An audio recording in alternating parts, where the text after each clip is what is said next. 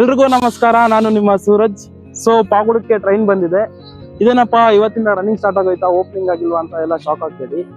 ಇದು CRS inspection ಅಂತ. CRS ಅಂದ್ರೆ commission of rail safety inspection ಅಂತ.